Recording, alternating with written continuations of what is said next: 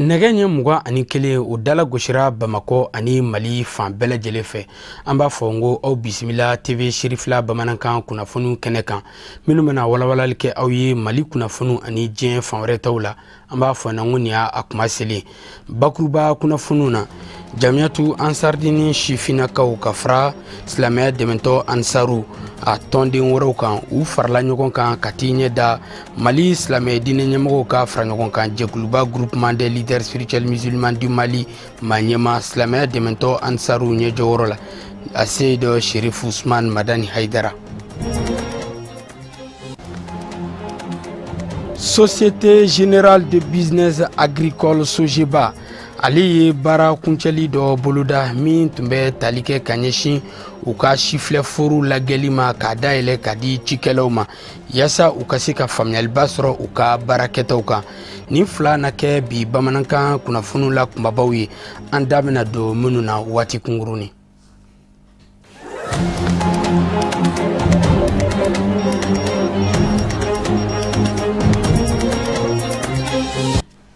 Aw bisimila TV Sirifila Bamanankan kunnafoniw kɛnɛ kan. Bakuruba kunnafoniw na an da sira ma Jamiyatu Ansardini sifinakaw ka fara silamɛya dɛmɛtɔ Ansaru a tɔnden wɛrɛw kan u bɛɛ lajɛlen farala ɲɔgɔn kan ka t'i ɲɛ da Mali silamɛ diinɛ ɲɛmɔgɔw ka tɔnba n'o ye Haut Conseil Islamique du Mali Manyema Mali silamɛ diinɛ ɲɛmɔgɔw ka fara ɲɔgɔn kan jɛkuluba groupement des leaders spirituels musulmans du Mali Manyema silamɛya dɛmɛtɔ Ansaru ɲɛjɔyɔrɔ la a se dɔ Sherif Ousmane Madani Haidara. Bɔɲɔgɔn ye a kun tun tɛ dɔwɛrɛ ye Jamiyatu Ansardini sifinakaw bolo wasa k'u ka foli an'u ka barikada k'o kɛ karamɔgɔ Haidara ye madama ale min sugantira ka kɛ Mali silamɛw bɛɛ lajɛlen ka ɲɛmaaba ye ka na dugawu k'a ye ka tila ka dugawu ɲini k'a fɛ nin baara ninnu bɛɛ lajɛlen kɛra Bankɔni Jankinɛbugu la Sirifila duba kɔnɔna na. An ka ɲinikɛla minnu kɛra ko sere an ka jɛ k'u ka sɔrɔlenw mafilɛ. Nisɔndiya ni farifoni don ani ala waleɲuman dɔn ani kana waleɲuman dɔn foli kɛ an karamɔgɔ ye ka sabu kɛ a ye min ye anw denmisɛnninw ye c'est à dire que diɲɛ kɔnɔ Mali kɔnɔ surtout Ansardini silamɛya kɔnɔ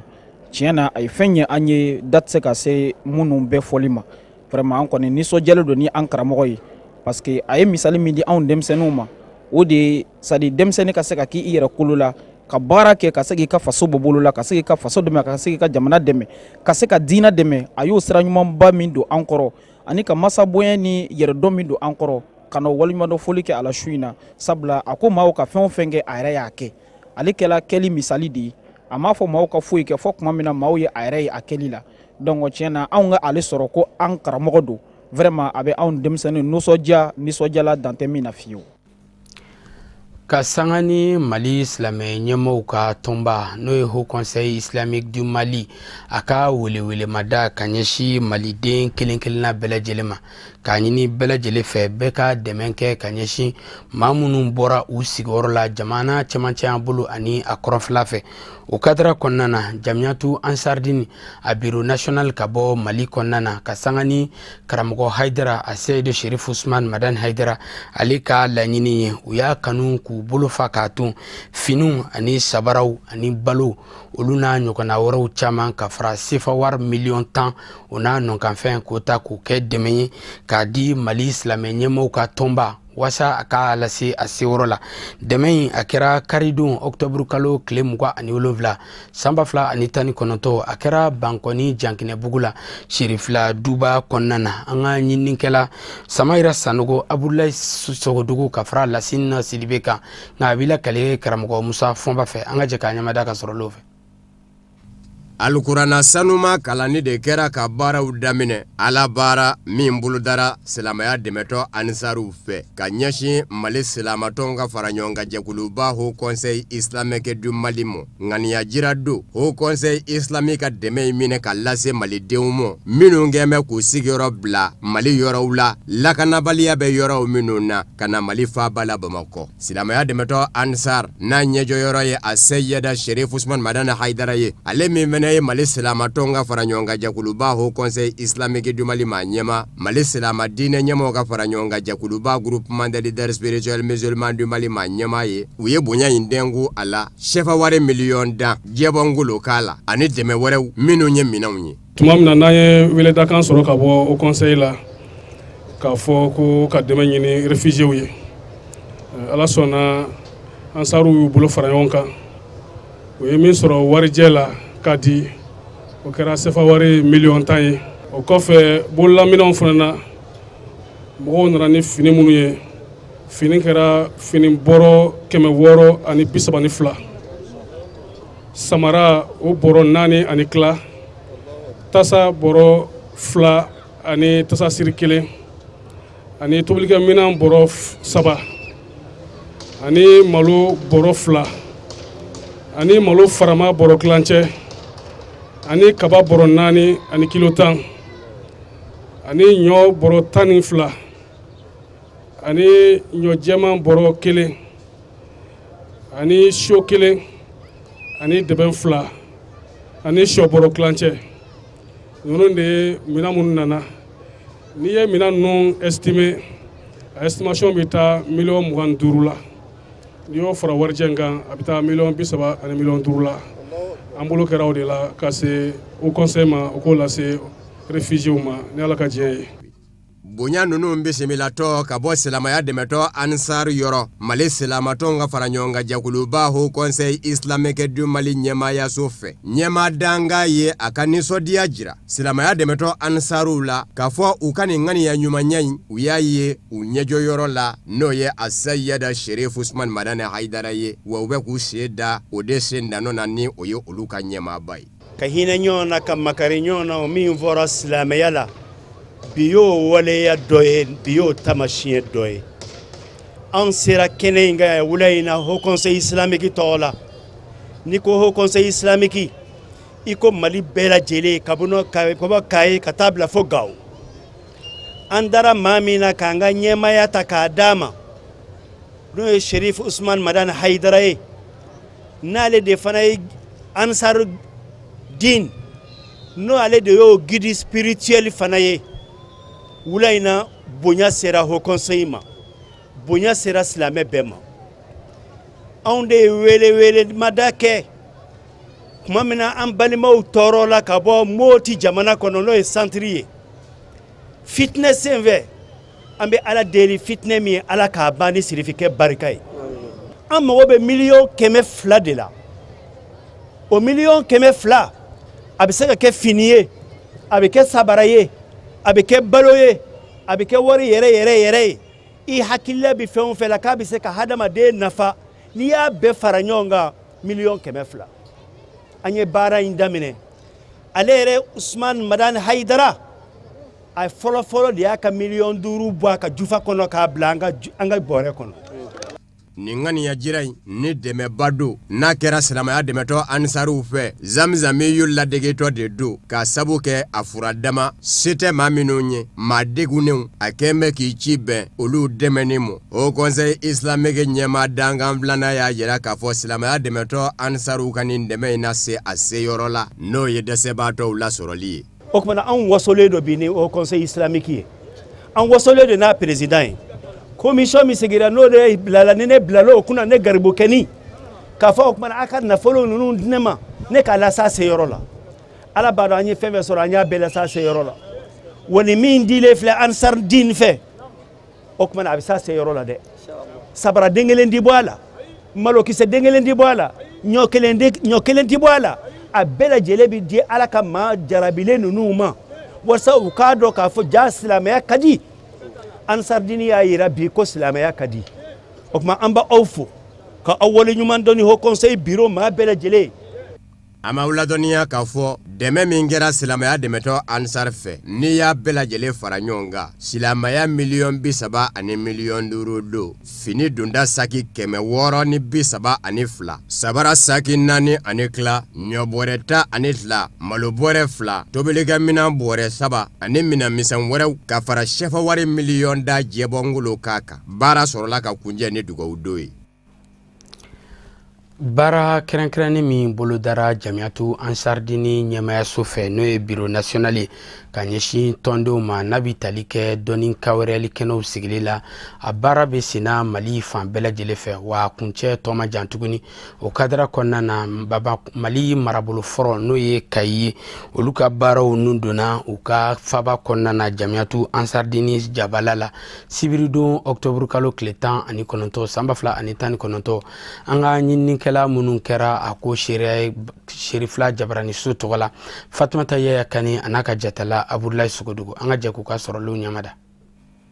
Alsilamɛ diinɛ dɛmɛtɔn Ansar bolo fara Kayi mara kɔnɔ u ka kalanbulon dayɛlɛli baaraw daminɛna ni Kayi section ɲɛma ka bisimilalikanw ka taa se duwawudonw ma. Nin kalanbulon in kɛrɛnkɛrɛnna ni k'a labɛn Alsilamɛya dɛmɛtɔn Ansar ɲɛmayaso fɛ ka bɔ Mali jamana kɔnɔ ni o ye ADN Mali ye ka ɲɛsin tɔnden dɔw ma ni o ye tɔn marabagaw ka se tɔn wari la baarabaw ma. Alsilamɛya diinɛ dɛmɛtɔn Ansar ɲɛmayaso Mali jamana kɔnɔ u ka nin baara bolodalen lakɔkɔli sira kan a bɛ kuncɛ ni Kayi marabolo Ansaru ka kalanbulon ye ni o dayɛlɛli sen fɛ kalanden ninnu ye u ka nisɔndiyaw yira ka sanga ni Bureau National ka nin hakilina ye. Bi sɔgɔmada in na heure damadɔ kɔnɔ an ye ko dɔ faamuya k'a sɔrɔ an tun tɛ min faamuya. Vraiment an ye nafa caman sɔrɔ a la. Vraiment nin diyara an ye. An b'a ɲini Bureau National fɛ o k'i janto ni formation ninnu na kuma bɛɛ o k'an kalan ni bɛ baara o baara la f'i k'a ɲɛdɔn de. Ni ti baara ɲɛdɔn dɔrɔn baara in bɛ k'i bolo kunfɛ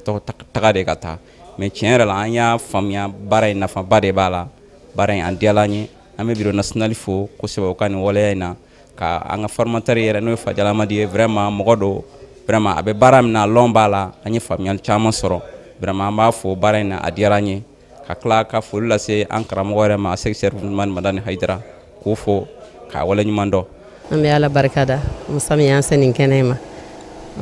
an ma ɲinɛ an ka sababu ɲuman fɛnɛ kɔ an b'o fɔ n'o y'an ka seyidi Serif Ousmane Madani Haidara an bɛ foli d'a ma a n'a ka denbaya bɛɛ lajɛlen an bɛ dugawu ɲini a fɛ wa an bɛ dugawu k'a ye a ka denbaya ta fanga Ala k'a d'a ma nin baara in a b'a fɛ cogo min yarabi Ala ka k'a yɛrɛ sago ye Ala ka kɛ Ala sago ye kira n'a so bonya kama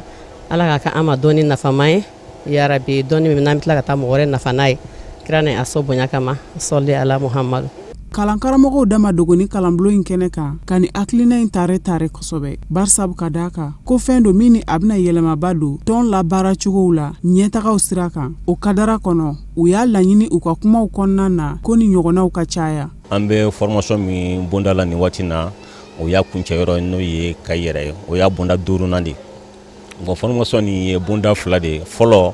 o ye président ani secrétaire o formation o kan ka di Danbele fɛ n'o ye Fajala Amadi Danbele. Filanan o ye an ka nafoloko baarakɛlaw n'o ye trésorier adjoint secrétaire investissement ani commissaire au compte olu ka bonda o bɛ ne ni Alayi Umar Sow bolo. Bon an ye baara min kɛ fo kana se an filɛ yɔrɔ min na i n'a fɔ bi n ye kɔlɔsili min kɛ baara ninnu kɔnɔna na ani minnu bɛ baara kɛla ɲɔgɔn fɛ n'o ye an bɛ minnu lakɔkɔ laɲini min kɔni b'a fɛ ka ɲɛsin Bureau National ma o de ye o ka se ka nin formation ka caya. An bɛ aw ladɔnniya k'a fɔ ko tɔnden 39 ka bɔ Kayi marabolo kɔnɔ ko olu de garisɛgɛ donna ni kalanbulon in na ka bɔ Kayi section 5 kɔnɔ ni o bɛ tali kɛ Ɲɔrɔn section Bafulabe Yelimani Jema ani Kayi. Sifin jɛkulu min sigira an ka jamana kɔnɔna na para jikɔrɔnikaw fɛ n'an b'u wele ko sigida kanu ka sanga n'u ka baaraw bolodatogo ye an'u ka laɲini ye u y'a kanu ka sanga ni mois de la solidarité ani kɛrɛfɛdɛn kɛlɛli ka bɔ an ka jamana kɔnɔna na k'i bolofa k'a to ka dɛmɛ ta ka ɲɛsin u ka kɛnɛyasow ma min musaka bɛɛ lajɛlen bɛ taa sefa wari miliyɔn 1 an'a nɔkanfɛn na k'o kɛ dɛmɛ ye wasa u ka sigidalamɔgɔw olu bɛ se ka kɛnɛya ani sanuya minɛnw sɔrɔ cogo min na nin baara kɛrɛnkɛrɛnnen a kɛr'u fɛ sibiridon octobre kalo tile 26 san 2019 Jɛnɛkabugu kɛnɛyasoba kɔnɔna na an ka ɲininikɛla minnu kɛra a ko seereya ye Sherifla Jabarani so tɔgɔ la an ka jɛ k'a ɲamadu ka sɔrɔ olu fɛ. Ni lajɛrɛ min filɛ nin ye ni a baaraw bɛɛ lajɛlen bi don ɲɔgɔn dɛmɛ n'an b'a wele ko mois de la solidarité n'a a hakilina ɲuman bɔra sigida kanu maaw la dɛmɛ don ka taa ka ɲɛsin jikɔrɔni para kɛnɛyasow ma wasa u ka se k'u yɛrɛ dɛmɛ sanuya ani jɛya binakun kan. N'i y'a mɛn a ye n dɛmɛ n ka wara la o y'a sɔrɔ a kun b'i yɛrɛ bolo o de ye an ka dusudon kɔnɔ kuma ye ka yira jikɔrɔni ka den cɛ n'a muso la i bɛ diɲɛ fan o fan an b'a fɔ ko ka taa motel fo Woyowayankɔ k'a ta Pisi fo Bada k'a ta Tintinkumba fo Grabal ka bɛɛ fo ka bɛɛ waleɲuman dɔn o tuma nin de ye Jikɔrɔni ye anw minnu bɛ Jikɔrɔni yan depuis lawale la anw ka faamu na n'i y'a mɛn an dɛmɛ ka wara la o y'a sɔrɔ kun b'i yɛrɛ bolo fo an ka nin yɔrɔ in kɔrɔ fɔ ko n y'a fɔ n ka discours kɔnɔ tubabukan na Jikɔrɔnikaw mɔgɔ si tɛna foyi kɛ aw ye aw sigilen k'u ma kɔnɔ aw bɛ wagati min nɔfɛ aw sago la fo aw yɛrɛ. Jikɔrɔni para a kɛnɛyaso u ka fara ɲɔgɔn kan jɛkuluba ɲɛma ale nisɔndiyalen Jikɔrɔnikaw bɛɛ lajɛlen tɔgɔ la a ye foli ni barikada kɛ ka ɲɛsin nin jɛkulu kɛrɛnkɛrɛnnen maaw ma ka sabu kɛ u ka cɛsiri n'u ka wulikajɔ ye an'u ka sigida kanu ye. Association sigida kanu n ka foli bɛ d'u ma kosɛbɛ sigida kanu nin bɛna kɛ bi a ma bala ne na. Parce que kaburu b'a daminɛ tuma min na u y'a fɔ aw ɲɛna anw mɔgɔ damadɔ bɛ yen u ye bonya d'an kan an ko a diyara an ye vraiment ne b'a ɲini association des chefs de famille fɛ député maire an bɛɛ ka jɛ ka nin denmisɛnnin ninnu dɛmɛ. Bamakɔ sigida 4nan ni Jikɔrɔni parabo kɔnɔ u ka elu olu nisɔndiyalen k'a ye k'a fɔ ko jɛkulu sɔrɔla ka nin baaraba n'a ɲɔgɔnnaw kɛ ka ɲɛsin kɛnɛya sabatiliko ɲuman ma u ka sigida kɔnɔna na u ye waleya in sɛbɛkɔrɔ fo ni k'a tanu. Bi an n'ale kɛnɛ min kan kɛnɛ min don a ɲɔgɔn ka gɛlɛn mais n'Ala y'a kɛ mɔgɔ min ye i bɛ lafiya i bɛ sanuya i bɛ hɛrɛ sɔrɔ. Diɲɛ damu fɔlɔfɔlɔ min ka di n'a bɛɛ o ye kɛnɛya ye maa min nana kɛnɛya kan a baara n'a waleɲuman o ye hɛrɛ ye association min y'a nin baara in kɛ o y'an wele a kɛnɛ kan k'an ka n'a lajɛ k'a superviser n'a y'a sɔrɔ n'u ka baara n'a cɛ ka ɲi wala n'a cɛ man ɲi. An nana sɔgɔmada in na Jikɔrɔni CSCOM kɔnɔ an nisɔndiyalen don an nana association min bɛ Jikɔrɔni para yan nɔ ko Jikɔrɔni para sigida kanu an nana olu ka welewele de la u ye sera ka fara ɲɔgɔn kan k'u association k'a bila ka initiative ba ta ka ɲɛsin u ka quartier de ma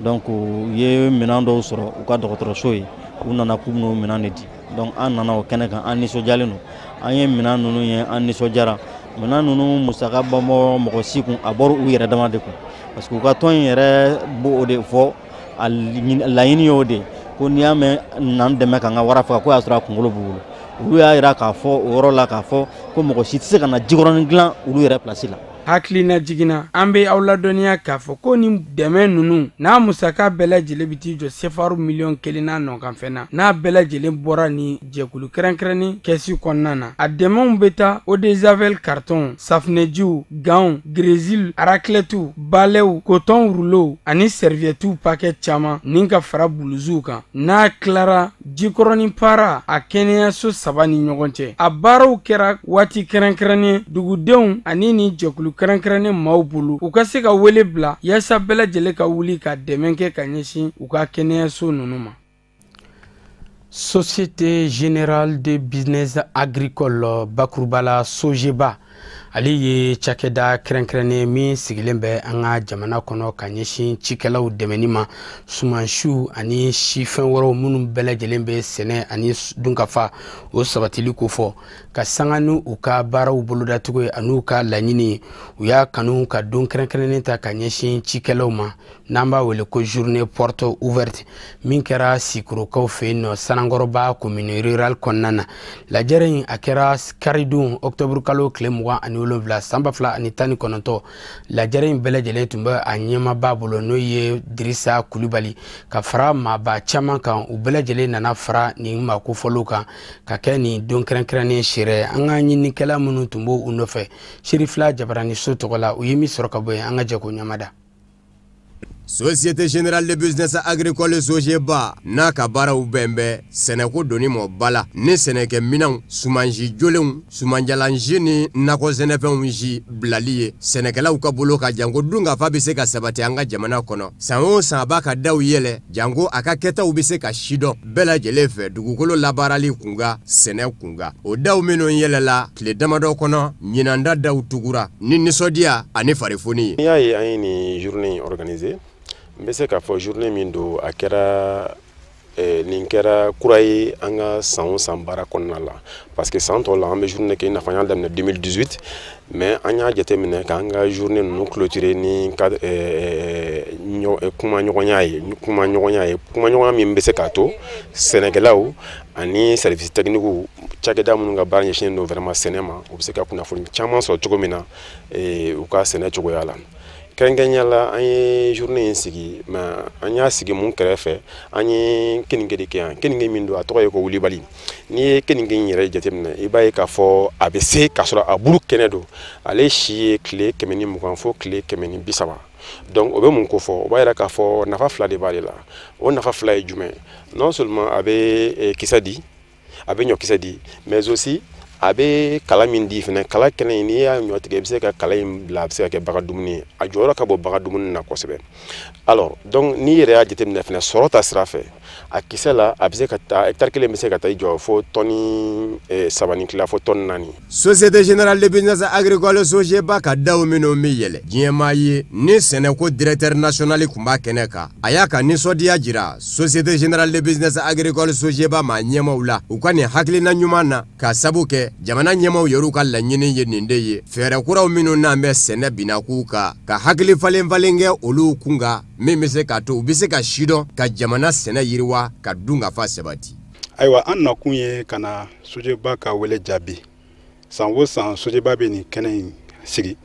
hakili falen kɛnɛ de don ayiwa service technique u b'an wele ayiwa u bɛ cikɛlaw fana wele surtout sikolokolo tɔnw bɛ wele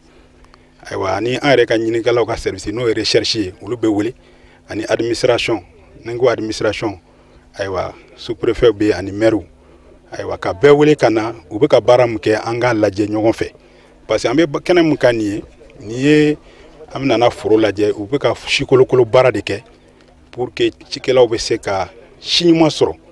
dɔ bɛ se ka foro ka sɔrɔ kan cogoya min na. N'a ma ɲa k'a fɔ Société Générale de Business Agricole Sogeba ka haminanko belebele ye ka se ka sɛnɛko don ba la ni sɛnɛkɛlaw dɛmɛni ye ni fɛɛrɛ kuraw ye fɛɛrɛ kuraw minnu n'an bɛ sɛnɛ binakuu kan ka sabu kɛ o dɔnbaabaw b'u cɛ la daw yɛlɛlen journée portes ouvertes a ka sifilɛ foro la Sigorokaw fɛ yen Sanangoroba sigida kɔnɔ a dabɔn bɛ o de ka sidɔn.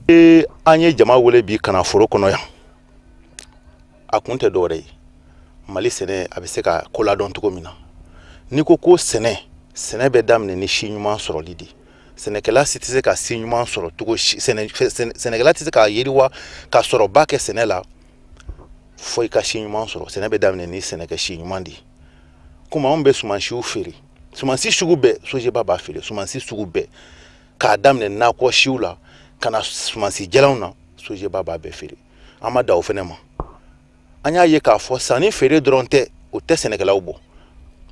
anw yɛrɛ y'a laɲini ka foro kɛnɛw da ɲinan an ye foro kɛnɛ min da a yɛrɛ y'a ye an bɔra kunɲɔgɔn tɛmɛnen ka fara nin kan a ka ca hectare 60 ye an y'a bɛɛ kɛ si ɲumanw sɛnɛli de kama ka sumansi ɲumanw sɛnɛ walasa sɛnɛkɛlaw ka se ka sumansi ɲumanw sɔrɔ u sigiyɔrɔw la ne kɛ walasa u ka se ka sɔrɔw kɛ u sigiyɔrɔw la n'i ye sumansi kolon dan n'a ma ɲa samiya bɛ taa k'i dan samiya dun tɛ mɔgɔ kɔnɔ o de la anw y'a laɲini k'a fɔ bi kɛrɛnkɛrɛnnenya la an bɛ jama wele fɛn o fɛn n'i ko ko sɛnɛ ka di ye fɛn o fɛn n'i ko i ni Sogeba bɛ baara kɛ ɲɔgɔn fɛ k'i dalen bɛ Sogeba ka sumansi feeretaw la walima Sogeba ka sɛnɛkɛminɛnw feeretaw la ka i wele hali n'i ma da la i ka na n'i nana i b'a ye. Ni ɲɔgɔn kunbɛn min bɛ kɛ san o san Société Générale de Business Agricole Sogeba ani sɛnɛkɛlaw ni sɛnɛ baara ɲɛdɔnbaganaw cɛ cɛsiri de b'a sababuya o de y'a to sigida ɲɛmaaba ye wale ɲuman dɔn kɛrɛnkɛrɛnnen kɛ ka ɲɛsin Société Générale de Business Agricole Sogeba ma ni ka laban ka wele da ka ɲɛsin sigida denw ma u ka gɛrɛ Sogeba la jango u bɛ se ka bɔ a numɔ ni u ka sɛnɛ fɛɛrɛw ye. Bi journée ye journée d'échange ye Sogeba bolo a diyara n ye an sera ka foro dɔ ye n'u y'u ka foro u b'a la ka expérimentation semence ninnu ka expérimentation k'a la vraiment an ye semence minnu ye o ye semence ɲumanw ye donc an bi duwawu kɛ Sogeba ye halisa u ka to ka nin semence kura ninnu bɔ pour que paysan ninnu ka se k'u sɔrɔ semence ninnu bɛ se ka don cogo min na fana nafa minnu b'a la an'u ka inconvénient minnu b'a la mɔgɔw ka se ka faamuya sɔrɔ a fɛngɛ na o de journée porte ouverte nunu nafa ye bi an sera ka min ye Sojeba bolo donc an b'u fo an b'u waleɲuman dɔn. An b'aw ladɔnniya k'a fɔ k'a daminɛ san 2018 ka na se ɲinamɔ Sojeba ma n'a ka daw yɛlɛ kuma o kuma maa 200 ɲɔgɔn na sɛnɛ ɲɛdɔnma ŋana olu de bɛ ɲɔgɔn sɔrɔ a kɛnɛ kan maa 1 hakili 1 maa 2 hakili 2. kunnafoni di kɛnɛ sigilen o tɛmɛnen kɔfɛ min labɛnna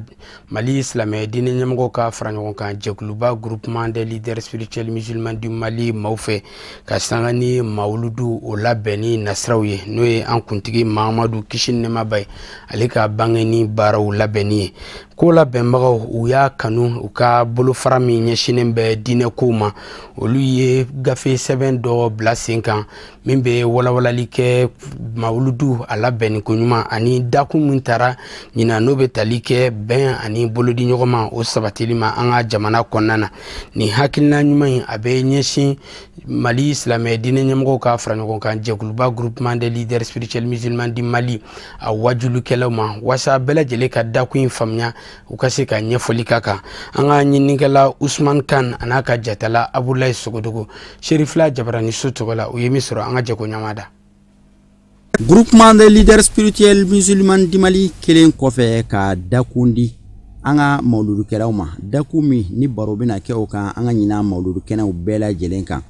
n'o ye an ka fara ɲɔgɔn kan walasa ka kisi ani hakililatigɛ sabati an ka jamana in kɔnɔ n'o kɛnɛ in bonya n'a karama bɛɛ lajɛlen tun bɛ an karamɔgɔ ka sigida Sherif Usman Madan Haidara bolo ni ale yɛrɛ ye groupement ɲɛmaaba ye jɛkulu min bɛ groupement kɔnɔna la n'o ɲɛsinnen don diinɛ ko ma olu ye gafe dilan ani ka lakɔgɔli don sigi sen kan n'o ye formation ye kɛra karidon octobre kalo tile 27 san 2019 a kɛra Ansardine siège la Bangoni Janginɛbugu la. Bi formation min bɛ yen ni groupement y'a laɲini mais n'a baara ye groupement ka surudiniya minnu bɛ diinɛ ko ɲɛma n'o o ɲɛmaya bɛ Abdul Jafar Jabate bolo o de bɛna formation in kɛ. Formation in kɛ kun ye min ye ka walanda di mɔludu min n'a bɛ kɛ n'a kɛ 2019 kɔnɔ mɔludu ye fɛnba ye groupement sigilen bɛ ko i b'a sɔrɔ a sigilen bɛ piliers de kan jɔsenw de b'a la ni jɔsen belebele min bɛ groupement na a fɔlɔfɔlɔ ye mɔludu ye karamɔgɔ minnu bɛna darisu ta a bɛɛ karamɔgɔw de ye malakalan tɛ mais maa o maa bɛ yen ɲɛmaa de bɛ ko la. Abdul Jafar Jabate ala de ye groupement a surudina ɲɛmaya kalifa la donc a bɛ walanda minnu di a ka karamɔgɔw k'u respecter k'a bɛ dɔ fara u ka dɔnni kan. Komi aw bɛɛ lajɛlen b'a dɔn cogoya min na k'a fɔ an ka ɲɛmaaba n'o ye Seyid Sharif Usman Madan Haidara hafizahullah a y'a ɲini jamana yɛrɛ bɛ cogo min kan an ka kuma lakana ani basigi kan n'a ma ɲɛ k'a fɔ an bɛ kuma lakana ni basigi kan kuranɛ ye mun fɔ a la hadisa ye mun fɔ a la alakira yɛrɛ ye jumɛnw de waleya n'an bɛ se k'o fɔ mɔgɔw ye n'u bɛ walanda ta o la u bɛ se ka basigi o k'u taala yen cogo min alhamdulillah rabbil alamin kuranɛ la an y'an sinsin o kan kosɛbɛ kuranɛ aya minnu n'olu bɛ boli basigi kan an y'a ye k'a fɔ kuranɛ yɛrɛ y'a sabati k'a fɔ alabato tɛ se ka kɛ k'a ɲɛ ni basigi tɛ. An ka ɲɛmaaba n'o Sherif Usman Madan Haidara ye a n'a a dɛmɛbaga bɛɛ lajɛlen a n'a ayiwa an ka président tɔw u jɛra k'u hakili jagabɔ ka thème di ɲinan tuguni an ko ni ala sɔnna ma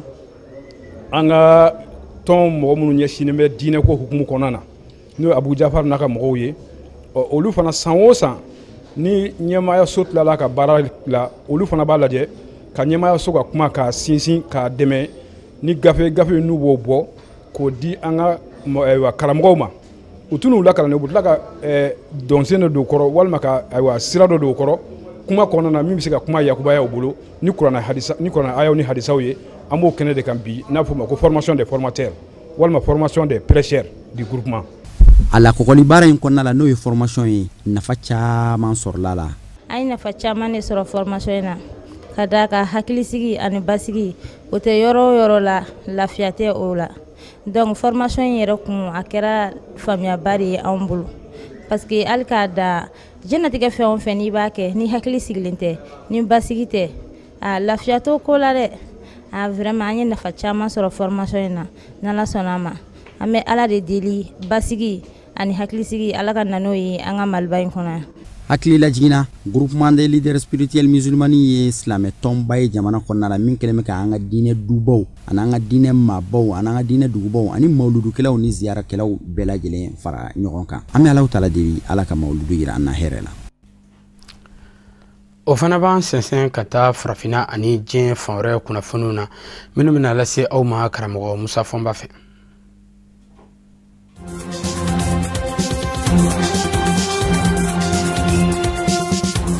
Alijɛrɛkaw fɛ kalata labɛnni jɛkulu kɛlen kɔfɛ ka maaw ka gafe bisimila maa minnu y'a kanu k'u kanbɔ jamanakuntigisigi kalata la min bɛ kɛ desanburu kalo tile 12 dimanche octobre kalo tile 27 kalata labɛnni jɛkulu ani ye a jira k'a fɔ jɛkulu kɛrɛnkɛrɛnnen fɛnɛ bɛna sigi sen kan ka maa 22 ka gafew ta k'u tende n'o y'a sɔrɔla a bɛnbɛ u k'u kanbɔ ka jamana ɲɛmaaya ɲini desanburu kalo tile 12 ni o jɛkulu kɛrɛnkɛrɛnnen tilara a ka baaraw la sa dimanche nata jaabi laban bi sɔrɔ ka bɔ ale fɛ k'a fɔ nin maa hakɛ jɛngɛra n'a ye o k'i kanbɔ ka jamana ɲɛmaaya ɲini ale bin'a ka biya tiɲɛ don jamanaden fanba kɛmɛ ka jira k'a fɔ u tɛ jɛ ni kalata labɛnni ye k'a sababu kɛ furanjɔrɔ fanga ma ɲɛmaa kuraw kɛrɛnkɛrɛnnen ɲɛna surasiya ɲɛmaaba général Ahmed Gaïdé Salla olu minnu galen ka dogo fɔ kalata inga kɛ jamana de fanba kɛmɛ ka jira k'a fɔ kalata labɛnni jɛkulu yɛrɛ bɛ maa min bolo Abdel Aziz Bouteflika u ka mankan kɛra sababu ye ka maa mun jagoya jigi ka bɔ jamana ɲɛmaaya la u ka minisiri kɔrɔ dɔ de bɛ kalata labɛnni jɛkulu ɲɛmaaya la ko kumana ko tɛna na ɲɔ jɛlen kɛ dɛgɛ ye o tɛmɛnen kɔfɛ denmisɛnninw y'a jira k'a fɔ u toɲɔgɔn caman minɛ bɛ k'a datugu k'a sababu kɛ nisɔngoya taama dɔ senfɛ u ye ko kɛ ko min ma bɛɛ furanjɔrɔ fanga ma ɲɛmaaw ma kabini juin kalo tile 21 olu bɛɛ bolola u bilan dɛ ka ko to o cogo la maa minnu ye cɛbaw ye dɔw kɛtɔ ka taa u ka ŋaniya bonya da u kanubaw ka u bɛ se k'u dɛmɛ ka kala ta u ye desanburu kalo tile 12 cogo min co cira u la n'o ye ka wo c'u la ye wa hali bi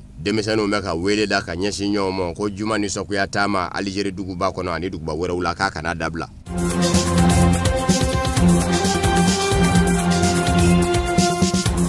Congo Kinshasa jamana kɔnɔ fanga sinamatonw yɛrɛ dama tɛ ka se ka bɛn fɔla bilen. Jean-Pierre Mbemba, Moïse Katumbi, Adolphe Muzito, Martin Fayulu ninnu bɛɛ fɔmɛ ɲɔgɔn kɔ bi. I b'a sɔrɔ Moïse Katumbi b'a dama fa, Jean-Pierre Mbemba b'a dama fa, Adolphe Muzito ni Martin Fayulu fɛnɛ ka jɛ. Maa tɛ se k'a fɔ ko n'a ɲɔgɔnna jɛdumanba dɔw bilen. Fɛn min kɛmɛ ka taa bila forobamugu la u ni ɲɔgɔn cɛ kɔsada in na o ye jamana ɲɛmaaw y'u da maga a la k'a fɔ a ka kan kalata kɛlen ko jamana ɲɛmaa kura dira jamana ma. Fanga sinamatɔn ɲɛmaa jɔyɔrɔ ni o bɛ bɛnkan fanga bɛɛ lajɛlen kɔnɔ o jɔyɔrɔ in bɛ di diɲɛ ma fanga sinamatɔn ɲɛmaaw yɛrɛ dama de sen tɛ ka bɛn kan kelen kan o la barisabu ka da kan n'i ye Moïse Katumbi ɲininka Topisa Mazembe Ndolati tɔ tigi waritigi ba in ale yɛrɛ kɔni b'a fɛ ale ka kɛ a ye Jean-Pierre Mbemba fana dɔw y'a yira k'a fɔ a ka di o ye o ka k'a ye nka olu bɛɛ lajɛlen kun bɛ maa min nɔfɛ sa n'u kun bɛ k'o dɛmɛ k'o ka kɛ jamana ɲɛmaa ye Martin Fayulu n'u n'a mɛn ɲɔgɔn bila bi o fɛnɛ kanubaw kɛn bɛ k'a jira k'a fɔ ni maa kan ka kɛ a ye Martin Fayulu de kan ka kɛ a ye Juma a y'i to Faransi faaba la Paris ka dantigɛli kɛ k'a fɔ ale toɲɔgɔnkɛ sabaw kɛrɛnkɛrɛnnen ɲɛna Moïse Katumbi ni Jean-Pierre Mbemba k'u bɛ k'ale ka kɛlɛw de lanɔgɔ jamanakuntigisigi kalata tɛmɛnen kɔfɛ kɛlɛ kun kan ka kɛ k'a sababu kɛ kalata kɛra kalata namaralen ye ko nka k'u ma fara ale ka k'o kɛlɛ kɛ wa u bɛ ka na ni ko wɛrɛw ye minnu bɛ k'ale ka kɛlɛw lanɔgɔ.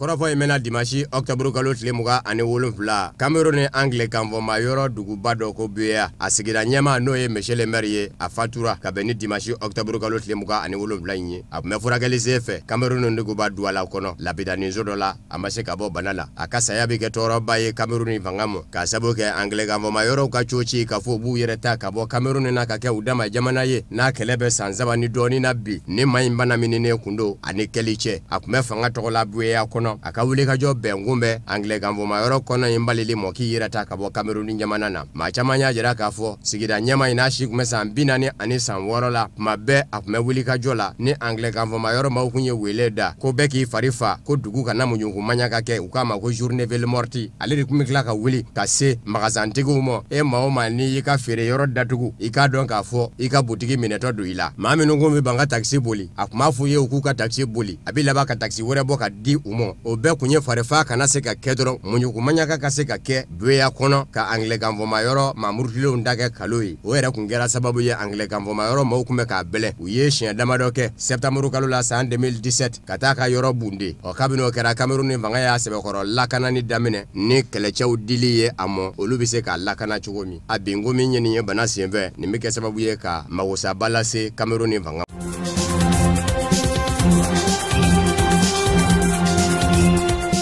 Mozambique jamana kono kalata labɛnni jakulu ye jaabi labanw bɔ k'u bi k'a jira k'a fɔ Philippe Nyonsi ale de kɛra jamana ɲɛmaa ye 100 sara la Mozambique ka den 73 ye kalata a ye ani fanga sinamatɔ min kun bɛ ɲɔgɔn na n'o ye Renamo ye ko 100 sara la ko 22 dɔrɔn de ye kalata o ye jaabi in kɔni bɔlen dimanche caman ye siga don jaabi in ka kɛnɛya la Amerikikaw olu y'a jira k'a fɔ olu ma da jaabi in na ka sabu kɛ bɛnbaliya ko caman de kɛra kalata senfɛ wa k'o bɛ sɔn k'a lanɔgɔ se Mozambique taabolo mu Nazarala tomba Union Européenne o fɛnɛ ma musalaka kɛ a ko kunga o yɛrɛ min kun bɛ jateminɛ na ye o y'a jira k'a fɔ ko bɛnbali caman kɛra kalata labɛnni jɛkulu yɛrɛ kɔnɔ maa 8 ɲɔgɔnna sɔrɔla o maaw la minnu y'a jira k'a fɔ ko bɛnbali caman kɛra kalata in senfɛ o bɛɛ lajɛlen de bɛ kɛ sababu ye ka fangasinamatɔnw ka hakilina kɔrɔ don olu minnu kɛmɛ ka jira k'a fɔ u bɛ ba jaabi la k'a sabu kɛ yuruku kɛra ye.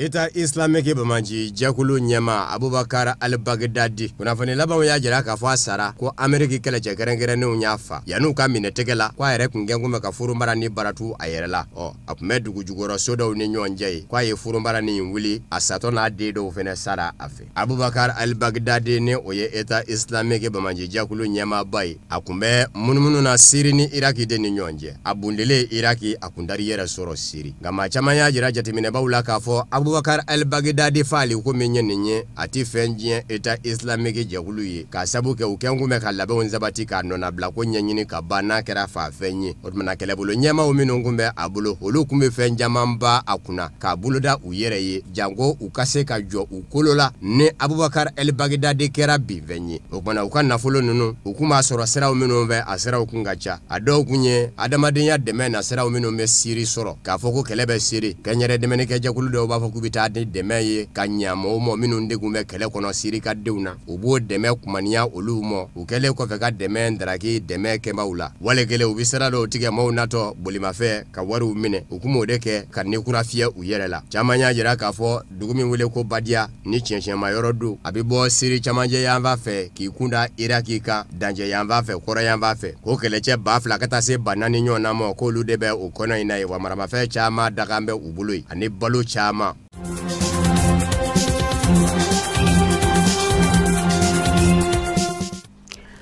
O fana bɛ dansiri bi bamanankan kunnafoni sɔrɔlenw na mina bɛnna kunnafoni di so ɲamayaso fɛ ka lasaw ma ka kɛɲɛ ni kuma ye aw ni ce aw ka ɲamadali fɛ laseli wɛrɛ an bɛ ɲɔgɔn sɔrɔ aw k'an bɛn.